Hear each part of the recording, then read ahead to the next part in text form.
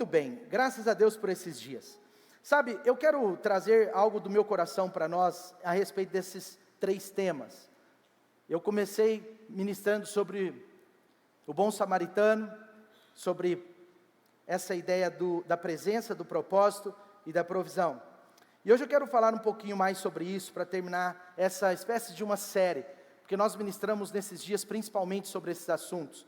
E eu quero falar com você um pouco, a partir da história de Esther. Cadê as mulheres aí? Então hoje eu vou pregar sobre essa mulher tão incrível, a rainha Esther, não é? Eu não sei se você sabe da história, mas eu preciso resumir para você. Sabe, o povo de Deus tinha sido levado para um vamos dizer assim, para um exílio na Babilônia. O povo de Deus estava ali na situação que a Babilônia controlou Israel. Aliás, grande parte da história de Israel é uma parte de controle, de grandes impérios controlando. Até hoje Israel, não só o país tem 10 milhões de pessoas apenas, sendo que só 6 a 7 milhões são judeus, mas não só o país, mas o povo de Israel é um povo muito pequeno. E na história da humanidade, você vê impérios controlando Israel de todos os jeitos. E aqui está uma história onde um desses impérios estão controlando Israel, mas de uma forma agora um pouco menos dura. E Deus levanta uma mulher chamada Esther, para se tornar rainha de um rei chamado Xerxes. Olha que nome. Agora, a história começa quando Mardoqueu adota a sua prima ou a sua sobrinha. Alguns dizem que Esther era sobrinha ou prima, outros dizem que era prima. Mardoqueu adota a sua sobrinha Esther, porque ela tinha ficado órfã, provavelmente por causa dessas intervenções de impérios sobre os povos de Deus. E Mardoqueu cuida dessa menina, ensina ela o caminho. Mardoqueu trata essa menina como filha. E aí, a partir de um tempo, o Senhor está preparando algo muito grande. O Senhor está preparando um cenário de libertação do seu povo. O Senhor está preparando um cenário naquele tempo para que o seu povo não fosse exterminado. E acontece que a Esther, aquela órfã, ela está sendo preparada sem perceber pelo próprio Deus, para que ela pudesse ocupar um lugar de honra. E acontece que o rei Xerxes, num determinado dia, numa festa, ele foi, a Bíblia diz que ele estava também, eles tinham bebido muito, e ele foi desonrado pela sua esposa, a rainha Vasti. Ele foi desonrado por ela, e ele demitiu sua esposa. Você já imaginou você demitir sua esposa? Alguém conhece uma história dessa? Não na sua vida. Alguém conhece uma história? A esposa foi demitida, gente. Imagina se essa moda pega. Mas ela tinha desonrado o rei, e independente dele estar talvez alcoolizado ou não, ele não poderia ser desonrado. E ele então, legitimamente, no contexto da época, ele demite sua esposa. E ela não só foi demitida de um matrimônio, mas ela foi demitida do palácio, de todas as honrarias que ela tinha como rainha. E agora o rei faz um processo seletivo para uma nova rainha. Ele começa um processo seletivo para uma próxima rainha, que também seria a sua esposa, de alguma forma. E esse processo seletivo, a primeira coisa, ele pediu para ser escolhido entre aquele povo, 12 meninas, 12 moças, que fossem, assim, de uma beleza quase perfeita. Então tinha uma lista de qualidades que tinha que cumprir. E uma dessas 12 moças que foram escolhidas, foi Esther. Esther, ela era uma judia, mas foi escolhida dentre as 12. E elas tinham 1 ano para se apresentar. E agora Mardoqueu coloca essa menina na academia 3 horas por dia. Agora ela vai para a academia de manhã, de tarde, de noite. Agora ela frequenta os melhores estúdios de beleza, porque salão de beleza é aquele negócio, mas estúdio de beleza. Agora essa menina está gastando dinheiro com a sua beleza, ela está caprichando. Ela já era muito bonita, mas ela precisava ser a mais bonita. E ela está ali sendo preparada, mas provavelmente aos olhos de Mardoqueu, Deus estava levantando Esther para exercer influência em favor do seu povo. Porque enquanto Mardoqueu preparava Esther para ser candidata à rainha, existia um homem chamado Amã, um dos funcionários mais importantes, eu vou chamar assim para ficar mais fácil, do rei. E esse homem, ele queria nada mais, nada menos que o extermínio do povo de Deus. Ele queria que o povo de Deus fosse exterminado da terra, como muitos outros já quiseram, como foi o caso de Hitler, que durante ali entre a Primeira e Segunda Guerra, exterminou mais de 6 milhões de judeus. Assim também foi o Império Romano, no ano 70, onde o próprio Senhor Jesus já tinha profetizado, quando ele chega em Jerusalém, ele fala: ai de vocês de Jerusalém, porque vai vir um tempo onde vai ser um levado, outro morto, e Jesus faz aquela profecia, e no ano 70, o Império Romano, durante na verdade 4 anos, mas no ano 70, o Império Romano arrasou e acabou com a terra de Israel. Então, você percebe aqui a história que está acontecendo, o plano de Amã para matar o povo de Deus, e agora, sabe o que acontece? Esther é escolhida como a rainha, como aquela agora que ia viver dentro do palácio. Esther vai para dentro do palácio, se torna uma rainha muito honrosa, e agora ela está usufruindo bem a sua, vamos dizer assim, ela está usufruindo dos seus benefícios, mas ela está também sendo uma boa rainha lá dentro. Mas acontece que quando ela entrou para o palácio, o seu povo ficou lá fora. Enquanto a rainha Esther está dentro do palácio, Mardoqueu está lá fora, o povo está lá fora, pessoas estão sendo alvo de extermínio, pessoas estão sendo alvo de uma história que poderia ser fadada ao fracasso. E aqui eu começo a falar com você um pouco sobre essa ideia de hoje para nós. Esther, capítulo 4, versículo 14, olha só o ponto que chegou. Segura esse texto, eu quero só trazer o contexto até ele.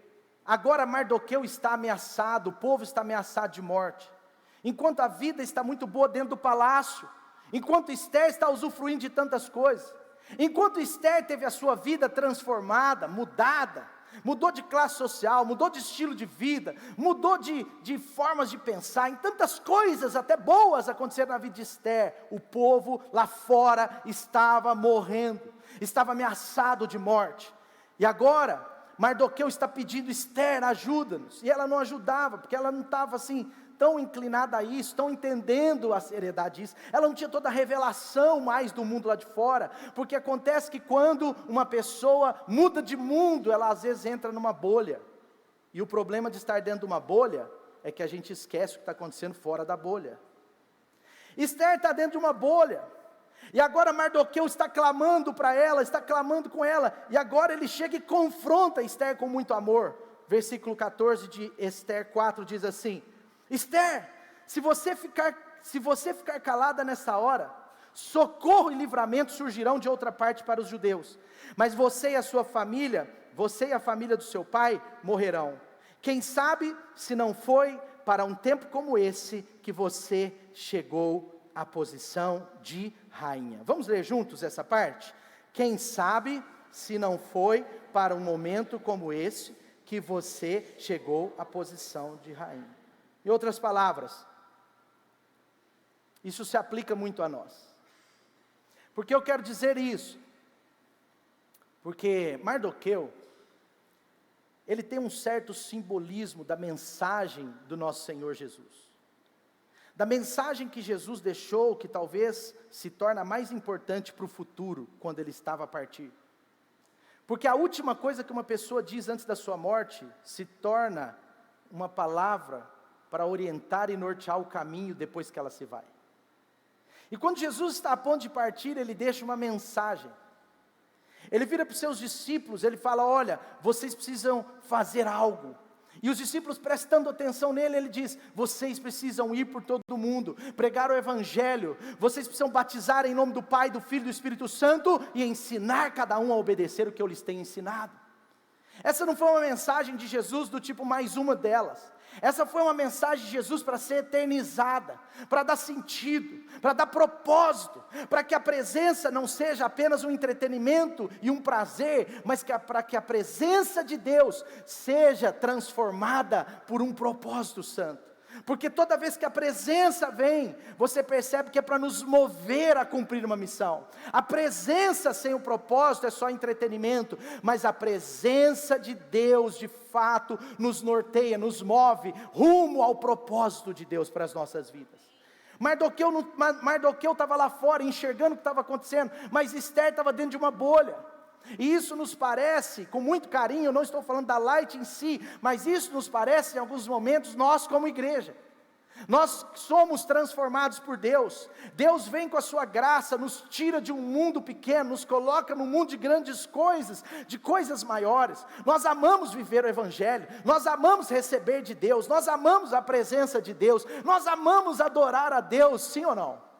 Nós amamos ser abençoados, ter milagres, ver as pessoas mudadas, nós amamos ser mudados, mas a verdade mesmo que precisa com muito carinho nos confrontar nessa ideia do propósito, é que ou na vida nós teremos futuramente uma história prejudicada, ou nós vamos influenciar a história para que pessoas sejam transformadas. Eu estive um dia antes, fiz um stop and go na Itália, a primeira vez que eu estive em Roma, não conhecia, e como eu já ia ter que fazer a escala aérea, eu fiquei um dia lá com o pastor Daniel Mazzoni, foi um tempo muito precioso. E eu estava estudando um pouco sobre a Itália rapidinho, enquanto chegava. E o país onde já teve 70% de cristãos no século II, hoje é um país que tem 1% que se diz evangélico e 17% que se diz católico protestante. Sabe qual é a maior religião da Itália hoje? A maior religião da Itália hoje se chama descrentes. 39% da Itália se declara descrentes, se declara não praticante de nada. Mas se a gente pegar aí, mesmo que se a gente considerasse todo cristão praticante, não passa de 18%. 1% de evangélicos. Sabe, por que eu estou dando o exemplo da Itália? Porque é um exemplo da maioria da Europa Ocidental. A maioria das igrejas na Alemanha estão se tornando teatros, academia de dança e outras coisas. Mas por que está acontecendo, pastor?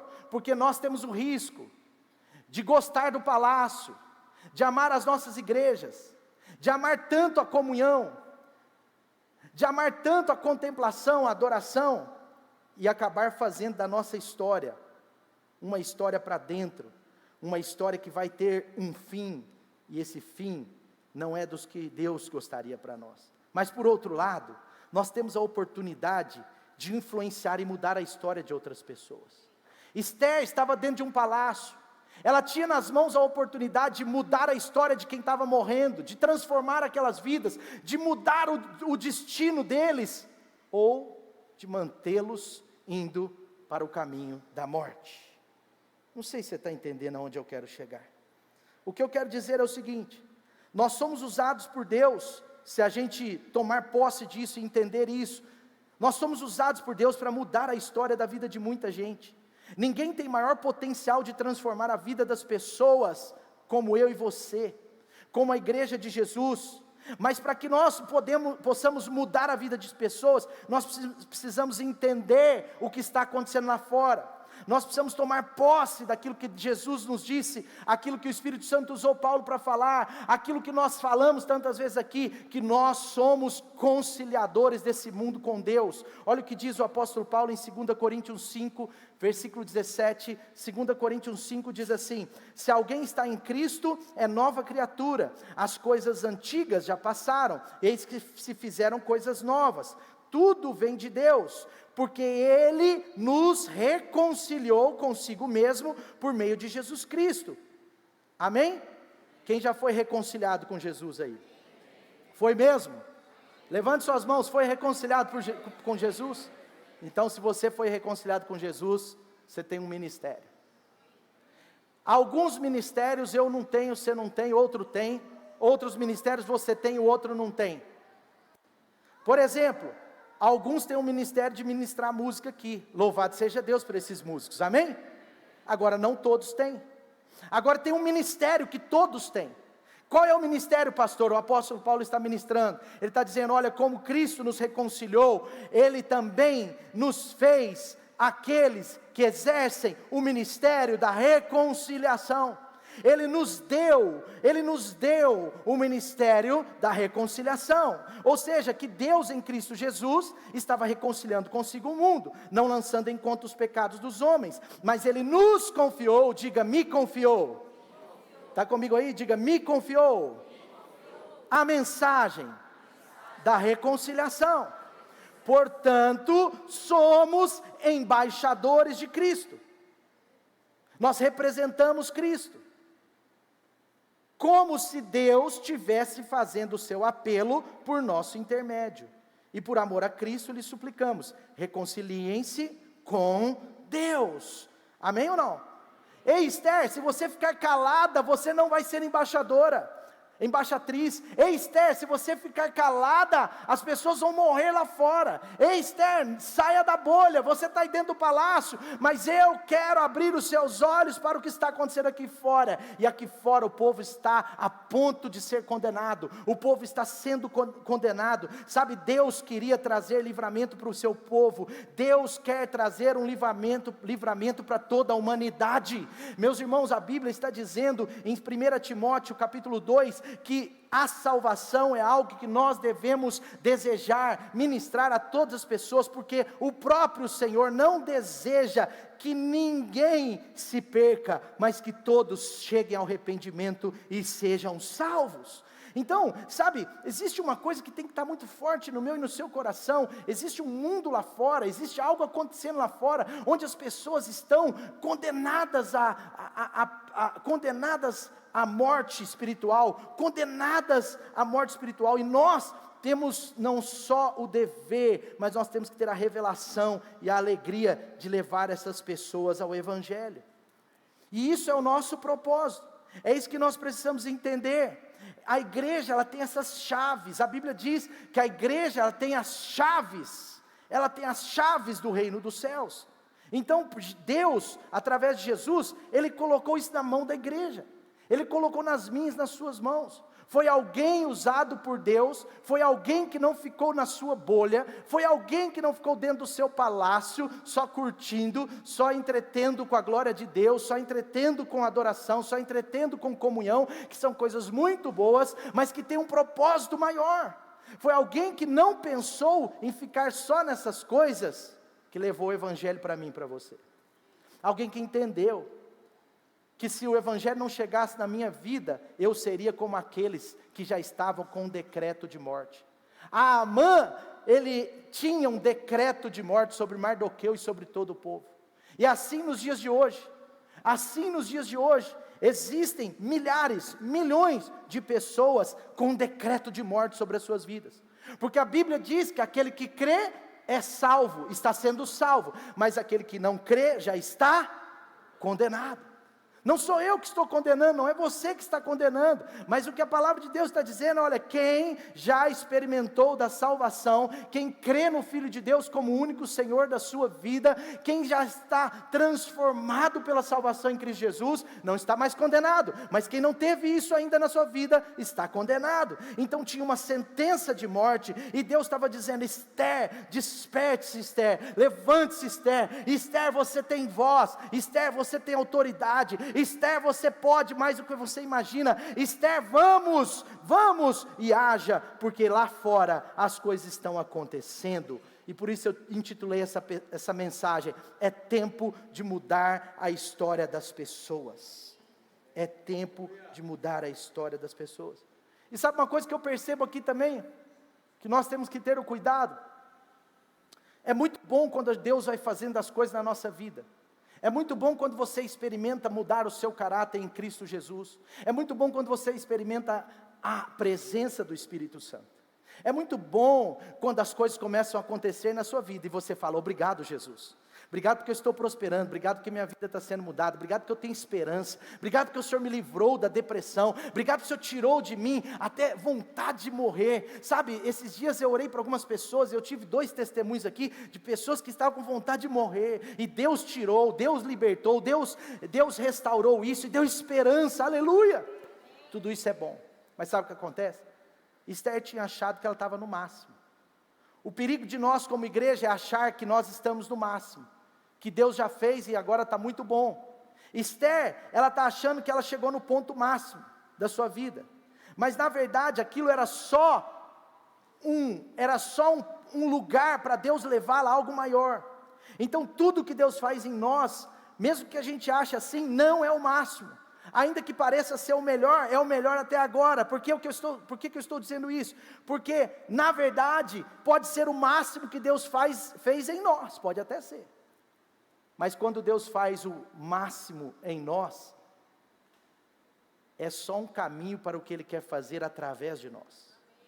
Porque o máximo que pode aparentar para você na sua vida, é só uma forma de Deus trabalhar o seu coração para o que Ele quer fazer na vida de outras pessoas. Então, no melhor de Deus para nós, meu querido, existe o melhor de Deus para o outro. No melhor de Deus para a sua vida, existe algo que Deus quer fazer através da sua vida, na vida de outras pessoas. E é sobre isso que a gente fala, que existe um propósito. Sabe o que eu estou querendo dizer? E hoje é uma mensagem um pouco mais para a nossa família aqui, Light, com muito carinho. Para todos aqui, mas especial do meu coração para o seu. Que essa mensagem eu queria ter ministrado durante esses 3, 4 domingos do nosso 21 dias. Mas a verdade é que nós somos uma igreja maravilhosa. A Light é uma igreja de muitas histórias de triunfo, de muitas histórias de transformação de vida. Eu não conheço ninguém que está aqui na Light há 2, 3, 4, 5 anos e que não teve várias ou muitas áreas da sua vida mudada por Jesus. Jesus muda a sua história, muda a minha história. A história da Light como instituição, como igreja, é uma história maravilhosa, é uma história de sucesso. Sabe, eu contei um pouco da nossa história lá para outros pastores que eu ainda não conhecia e que viajaram comigo. Eu contei um pouco da nossa história e eles ficam maravilhados, eles ficam assim vislumbrados com o que Deus fez na minha e na sua vida como igreja. A Light é uma igreja maravilhosa, porque nós somos uma igreja alvo da graça, nós somos uma igreja que somos alvo da graça de Deus, onde Deus fez grandes coisas na nossa vida e na nossa instituição também. Nós estamos vivendo o melhor momento da nossa vida até aqui, não é o melhor que vamos viver, mas é o melhor até aqui.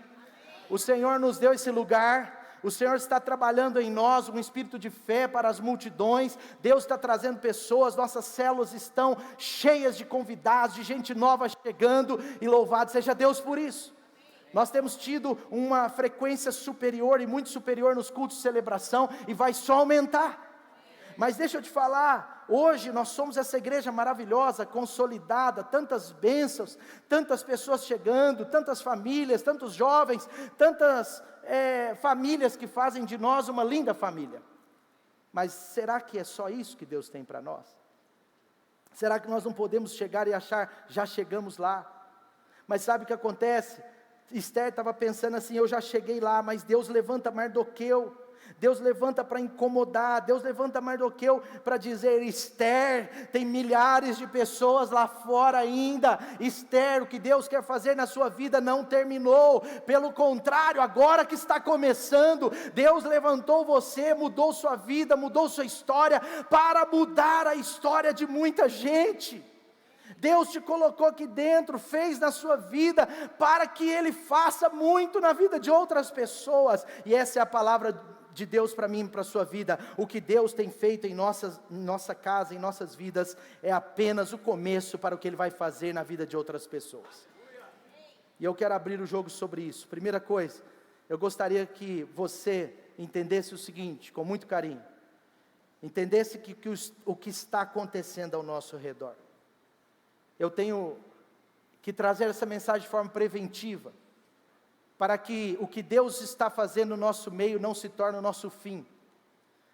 O que eu receio é da gente curtir a igreja, curtir família, curtir a comunhão, e não perceber o que está acontecendo fora. E é triste uma igreja que perde a sensibilidade do que está acontecendo lá fora.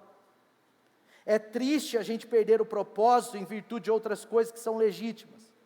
É triste a gente diminuir o propósito de Deus quando a gente ama a presença, quando a gente ama a comunhão, quando a gente ama a provisão, porque eu não sei você, mas eu gosto demais de comunhão, de estar no meio da igreja, de estar no meio dos irmãos da célula, de viajar com gente que já temos amizade, etc. Mas olha só o que aconteceu, isso precisa mexer com a gente. Esther capítulo 3, versículo 6, diz assim: contudo, sabendo quem era o povo de Mardoqueu, achou que não bastava matá-lo. Em vez disso, Amã procurou uma forma de exterminar todos. Agora veja comigo o versículo 8. Amã disse ao rei: existe certo povo disperso, espalhado entre os povos, nas províncias do teu império, cujos costumes são diferentes de todos os outros povos que não obedecem às leis do rei. Não convém ao rei tolerá-los. Se for do agrado do rei, que se decrete a destruição deles, e colocarei 350 toneladas de prata na tesouraria real à disposição para que se execute esse trabalho. A Amã, gente, é a figura do inimigo. A Amã é a figura do diabo. Com muito carinho, mas o diabo não está de brincadeira, nunca esteve, muito menos agora. Sabe, o diabo está investindo milhões de dólares de recursos na vida das nossas crianças, dos nossos jovens, para quebrar o ciclo de crescimento das igrejas. Não é por um número, mas é porque cada pessoa que se converte a Cristo Jesus é uma pessoa a menos nas mãos do inimigo.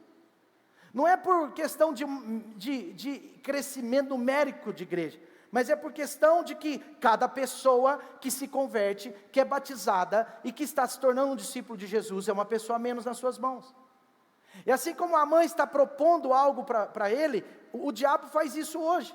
O diabo investe dinheiro para manter o povo na rota da morte. O diabo investe dinheiro para enganar o povo. O diabo investe dinheiro para enganar as pessoas, investe recursos, investe tempo. As pessoas, sem perceber, às vezes estão sendo enganadas. Olha só, então o rei tira do seu anel, e tira o dedo do seu anel e deu a Amã, o inimigo dos judeus. Olha, ele diz: fique com a prata e faça com o povo o que você achar melhor. Ele está ganhando espaço no coração ali do rei. É claro que essa história virou, mas sabe, estava tudo ótimo para Esther. Mas e o seu povo lá fora? Tinha sido decretada a morte deles, gente. Ele está dando um anel falando: pode matar, pode levar esse povo para o inferno, pode acabar com esse povo. E essa chave está nas nossas mãos. A chave do reino dos céus está nas nossas mãos. Diga para a pessoa do seu lado aí: você precisa entender o que está acontecendo lá fora. Esther capítulo 4, versículo 1 diz assim: quando Mardoqueu soube que tudo que tinha acontecido, rasgou as vestes, vestiu pano de saco e cinzas, e saiu pela cidade chorando. Saiu pela cidade chorando amargamente em alta voz. Gente, ele foi tomado de um desespero santo. Ele rasga as suas roupas. Isso significa assim, ele está desesperado. Ele está olhando para essa situação com sensibilidade. Ele está percebendo que pessoas precisavam ser salvas. Ele está percebendo um pouco do coração do Pai. E sabe, Deus está procurando Mardoqueus no nosso meio. Deus está procurando pessoas como Esther, como Mardoqueus, que vão ter revelação do que está acontecendo e vão inclinar o seu coração a cumprir o propósito de Deus. Cumprir o propósito de Deus. Levar o Evangelho. Nós precisamos nos sensibilizar com os de fora. Sabe, naquela época tinha uma data marcada. Uma coisa que me marca muito nesse texto é que naquela época tinha uma data marcada. Ele marca uma data para exterminar. Graças a Deus isso não aconteceu. Mas hoje nós também precisamos entender que tem uma data marcada. Porque as pessoas ou têm uma data marcada do dia da sua morte, e isso não é evitável. Porque se Jesus Cristo não voltar, todo homem, toda mulher, todo humano morrerá. Sim ou não? Se não tem uma data marcada, aliás, tem uma data marcada para a morte, mas também tem uma data marcada no céu, que só Deus sabe, para Jesus vir na sua segunda vinda. Ou pela morte, ou pela vinda de Jesus, as pessoas serão salvas ou condenadas. Então essa consciência, Mardoqueu está percebendo, olha, tem uma data marcada, e ele se desespera. Talvez é o que Deus quer que a gente entenda para os próximos tempos, para os próximos dias. Nós temos milhões de pessoas a ser ganhas no Brasil, e talvez mais de milhões também na região metropolitana de Belo Horizonte. Então, com todo o meu coração, eu quero trazer isso para o nosso coração. Sabe por quê? Porque Deus quer nos usar para a libertação de um povo que ainda não encontrou a vida. E quem ainda não encontrou a vida, está no caminho de morte. Amém? Com muito carinho, se a vida cristã fosse só presença, comunhão e adoração, não estou falando contra isso, mas se fosse só isso, Deus nos levaria para o céu. Porque lá tem isso o tempo inteiro. Mas a terra é a oportunidade que Deus nos dá, de sermos canais dele, para que pessoas sejam salvas. Deus falou para Mardoqueu, vamos, desafia Esther, Mardoqueu. Desafia Esther, tira essa rainha maravilhosa da zona de conforto. Tira essa rainha daquele lugar. Tira ela da bolha. Talvez o que Deus está falando para nós é, tira a igreja da bolha. E não para essa igreja, mas para nós como igreja de Jesus. Porque nós vivemos num país maravilhoso. Um país que temos verdadeira liberdade religiosa. Temos perseguição, a gente não sabe o que é perseguição. Eu estive em Belém, na cidade onde Jesus nasceu, onde Davi tinha os pastos, Boaz tinha os pastos, Jessé tinha os pastos. Sabe, e é incrível, porque essa cidade não tem judeu. É uma cidade predominantemente muçulmana, 86% da população muçulmana e 14% da população cristã. E foi interessante porque quando a gente entra na cidade, a nossa guia era cristã e ela nos leva a um lugar para comprar souvenirs. E esse lugar de compra de souvenirs é de árabes cristãos que moram lá nessa parte palestina. E o ônibus entra numa garagem e fecha uma porta de aço. E a gente comprou várias coisas naquela loja, não tinha nenhuma janela, parecia que a gente estava dentro de uma prisão de segurança máxima. E eu perguntei para o dono daquela loja, o que faz de vocês ser tão trancados aqui? Eu fingi que eu não tinha entendido, mas já tinha percebido. Ele falou assim, porque nós somos minoria perseguida nesse país, nessa região. Nós podemos ter a nossa fé sem expressá-la. Aí eu falei, mas aqui não é permitido ser cristão? Ele falou assim, é permitido ser cristão. Porque o problema maior do diabo não é com ser cristão, porque a salvação não se tira. O problema do diabo é ser um cristão que prega. Então aqui, a salvação é permitida, mas a pregação é proibida. Aqui nós podemos ser crentes, mas não podemos expressar nossa fé. E quando nós temos uma loja que vende souvenirs, nós estamos expressando a nossa fé. E eles sabem que está entrando um ônibus aqui de pastores. E infelizmente, a gente, para proteger vocês, e é o nosso negócio, a gente trava nesse lugar. Então é um lugar com muitos árabes armados, que você entra, fecha uma comporta, o ônibus fica lá dentro, tudo assim, e aí tem a lojinha escondida. E você vai lá e compra chaveiros, e cada coisa que você compra, você ajuda os cristãos. E eu falei para eles, e como está o cristianismo aqui? Ele falou, perdendo. Por que está perdendo? Ele falou assim, porque nós estamos decrescendo. Por que vocês estão decrescendo? Porque eles perseguem quem prega. E quem não prega, não é perseguido. Quem prega é perseguido. Quantos estão entendendo? O problema do diabo não é com a mim, com a sua salvação, porque isso já está certo. O problema é quando o placar começa a avançar a nosso respeito. Porque quem é salvo, está salvo. Mas quem não é salvo, pode ser salvo a qualquer momento. Quantos estão entendendo? Então o problema era que Deus queria tirar Esther daquela bolha. Deus queria trazer Esther para a realidade. Então, eu quero dizer com muito carinho para você, nós precisamos perceber o que está acontecendo ao nosso redor.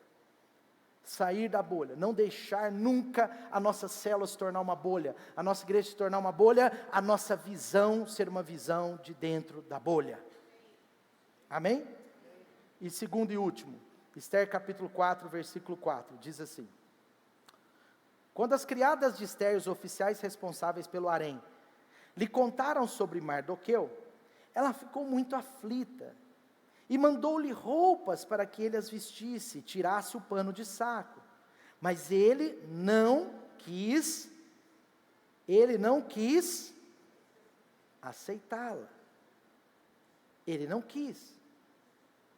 Sabe, a segunda coisa e última que eu quero dizer é o seguinte: nós precisamos aprender a nos identificar com os de fora. Porque Esther queria colocar uma capa em Mardoqueu. Mardoqueu, tira essa roupa de saco, coloca essa outra roupa. Mardoqueu, se vista de uma música linda, se vista de uma alegria dentro da sua vida. Mardoqueu, tira essa urgência, trata isso como algo comum, Mardoqueu, não com tanta urgência, porque Esther não estava tendo revelação num primeiro momento.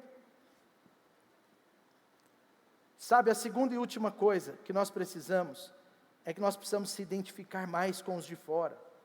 A vida cristã, meus irmãos, é comunhão com os de dentro, mas relacionamento com os de fora. A forma mais eficiente de ganharmos pessoas para Jesus é através do relacionamento. Isso já está comprovado em todos os países do mundo. Eu tive o privilégio de conhecer uma cristã lá em Israel, um país pouquíssimo cristianizado, pouquíssimo. Porque tanto para o muçulmano quanto para o judeu, se converter ao evangelho de Jesus é uma desonra. Então, quando a pessoa se converte a Jesus lá, em alguns casos ela perde a família, em alguns casos ela perde a herança. O pai faz um testamento passando toda a herança daquele filho que se converteu a Jesus para o outro. Então não é abrir mão de uma coisinha ou outra, é abrir mão de tudo que é mais importante na sua vida, sua família, por exemplo. E é tão impressionante porque eu conversei com uma pessoa lá cristã e ela falou assim: a minha experiência com o Messias foi a partir de uma família que morava perto da minha. E quando eu era jovem, eles cuidavam de mim, me ajudavam, me serviam, e eram meus melhores amigos, só que eles não eram judeus, eles eram evangélicos, eles eram cristãos. E a partir disso, nosso coração foi se aproximando deles. Quando ela falou para mim sobre Jesus, meus olhos brilharam e minha mente abriu. Porque o relacionamento, o meu e o seu relacionamento, eles abrem o coração da pessoa para o Senhor Jesus. Então, essa é uma das formas que nós adotamos, tanto na nossa vida, quanto nas nossas células. Nossa forma de evangelizar mais importante é através do relacionamento. É através do relacionamento. Sabe, eu não sei se você conhece a história do menino de pijama. Você conhece aquela história do menininho de pijama? Sim ou não? Eu já contei uma vez. Deixa eu só... O menino de pijama listrado na época do extermínio judeu pela Alemanha de Hitler. O menininho alemão brincava todo dia com o menininho da casa do fundo. E o menininho da casa do fundo tinha que usar uma roupa listrada. Porque não eram todos os judeus que eram mortos num dia só, eles eram um processo. A mãe e o pai daquela criança sabiam que lá, 2 quilômetros atrás, era um campo de concentração, e que ali eram as casas daqueles que estavam trabalhando no campo de concentração. Mas, essa família de alemães, todo dia estava lá com a sua festa. Eles aumentaram o muro, para não ver o campo de concentração matando pessoas lá. Eles aumentaram o muro. Aí do lado ainda tinha cerca. As festas deles eram na frente da casa, não era mais no fundo, porque o fundo parecia que estava lá no campo. Então eles começaram a fazer festas do mesmo jeito, começaram a viver a vida do mesmo jeito. E eles falaram: tudo bem, o campo de concentração não tem nada a ver com a gente, nós somos alemães. Mas o menininho alemão todo dia ia, passava a cerca do lado, ia atrás do muro e brincava um pouquinho com aquele menino, com aquele filho dos judeus. Ele brincava todo dia. E aí um dia, o menino alemão de 7 anos vira para o menino judeu e fala assim: ei, por que você fica de pijama o dia inteiro? Por que todo dia você usa o pijama? Eu venho brincar com você com bermuda, camiseta, e você não pode tirar o seu pijama?